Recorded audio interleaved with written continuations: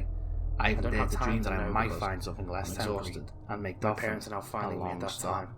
So I had grown up on a farm picking When I was about to vegetables, close the milking door, cows and taking care I of saw a horses. silhouette of a And familiar the idea person that I on the might get along staircase. with some farmer The and become person his was holding stableman something long, or his labour foreman but I was just appealing. proceeded to the door, thinking On that the it was other hand, probably his mother. I was a lapsed accountant too. In the morning, I'd work for an I was office in bombarded Tampa, with 20 could missed easily calls get a and place with a tap to make 35 my life messages again. coming from his mother. I could get an I apartment, opened one, have a stable job and the again, message said the maybe even police see are my investigating kids the whole sometimes if they house wanted and to. the area. Like As I his said, mother arrived home to big look at cities are his body. sometimes full of I possibilities. presume that the There's person I little saw else on to the do on the staircase was a road, killer, but and had murdered daydream. my best friend. When night fell, That's why the red I was stains squarely in the sparkled in his room. Badlands. For those of you It didn't make unfamiliar any with sense, Highway I asked 98, myself.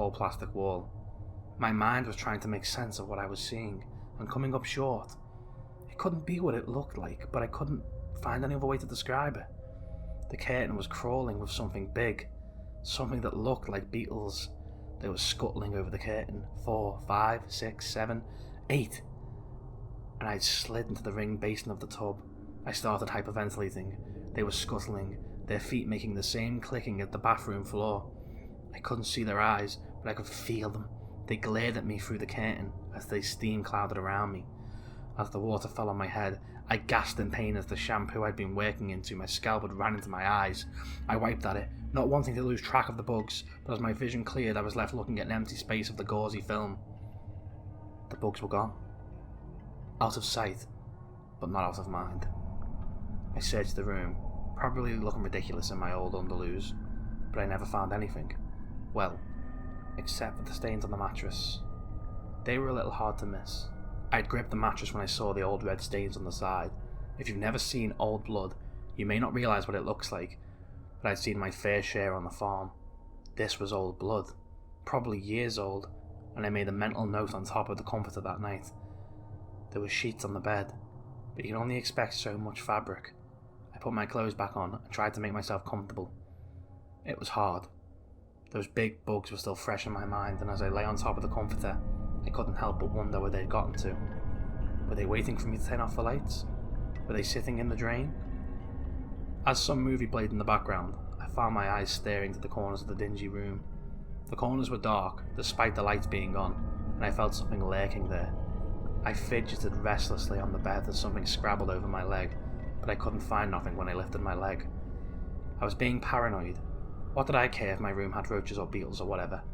I often slept next to dumpsters out in the woods. Just because these bugs had startled me didn't mean they meant me any harm. Despite my better judgment, I got from under the covers and tried to get comfortable. The mattress was lumpy. Not too bad. There was a definite divot in the middle, a person-shaped indent worn from multiple bodies over the years. It seemed to be my only choice for sleeping locations. It wasn't a chasm or anything, but it had an uncomfortable dip on either side. I finally found myself giving up and lying in it. As my eyes started to slip shut, I felt the bite. It wasn't hard, a little less than an ant bite, but it snapped me out of semi-sleep and made me throw the covers back to look. I checked the bed, the sheets giving away nothing, and I couldn't find any ants, spiders or anything. I thought about bed bugs then. I pulled my jeans back to look at the bite area. It was nothing, a little red spot, but as I tried to settle in fear, I felt another bite. It followed by a third, fourth, fifth in seconds. I could feel something on my skin, little feet running up my legs, and these bites, they were painful. I rolled up my jeans and swatted at my legs, but there was nothing there. It was as though whatever had bitten me had taken its chomp and left as quick as I was back at the comforter in a flash. But the divot felt tainted. I sat to the left side, shoulder against the wall as I put my back to the headboard, wishing I just had to put up with this heat. I could leave. I could just leave, I thought. This was America after all, and if I wanted to waste my money, then that was my business. The thought of going back out and sleeping in the woods, the heat folding over me like a blanket, was not appealing at all. But I didn't like the thought of bugs crawling on me either, especially not bed bugs. Growing up, my parents would be fond of bringing the dogs inside, and I can remember spending nights with fleas crawling all over me as I sweated beneath my sheets. We even had bed bugs a few times as well, and I remembered the sleepless nights as they crawled and bit at me. It had led me to be very neat, something that had persisted into my homelessness, and it was almost funny that I hadn't ever felt truly dirty coming inside somewhere for the night. It wasn't a big problem though. Bugs didn't like the cold, and I had an AC on 65.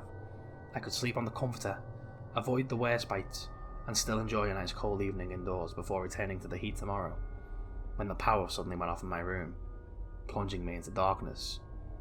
I felt a small moan rise in my throat, of its own will. I was left with nothing but my own breathing as I sat on the saggy bed, the curtained windows providing nothing but a ghostly inkling of a shadowy light from the parking lot beyond. I crossed my arms around my chest and I began to shudder. The cold air hung around me like a cloud, but would dissipate before long. Then, well, I might as well just slept outside. The heat was oppressive, but at least the bugs were a little less forward. As I sat in the dark, I felt like I could hear the scuttling again. It was clicking, the noise sounding across my brain. I looked around frightfully, trying to see where they were coming from. I wanted to run. I wanted to get the hell out of there, but I just couldn't make my legs move. My eyes were roving in panic when I saw the comforter begin to flutter. The divot made a little canyon in the bedclothes, and I could see something squirming up from that hole. They were big looking beetles, like from a kid's cartoon, and they came staggering up from the crater as they ruffled the comforter. They spread out as they searched for me, and I felt my horror growing as the wave began to flow my way. They were like a squad of army ants, making their uniform patrol as they looked for prey, and as they came towards me, I did the only thing I think I could do. I got up and I made a run for the door. I made a grab for my pack, but my fingers slipped off the rawhide loop at the top. I paused in the doorway, turning back to grab it, and that's when I saw them. These bugs on the shower curtain had been babies compared to these bloodsuckers. They were as large as dogs, their amber bodies clicking as they moved, and their piss-yellow eyes were full of hatred. They came lumbering after me, the proboscises quivering with anticipation. I slammed the door as I left the bag to them. I had a fleeting thought that I had left the room key on the nightstand, but that hardly mattered. I wouldn't have gone in there for $200,000, much less $200, and the change I left in my travel sack. That's how I ended up running into the interstate towards Dauphin, with nothing but the clothes on my back, and the $10 in my sock. I must have looked pretty silly, but I didn't care. I was glad to be out of there, glad to be in the muggy air, and happy to have escaped with my life. When the man in the farm picked me up 30 minutes later, I was glad to be able to feel that breeze ruffling in my hair as I sat back. It was better than any cold blast from Eddie's air conditioner could ever be. Whenever I get the wanderlust again, I just think back to that night 3 years ago, and I count myself lucky to have done what I do now.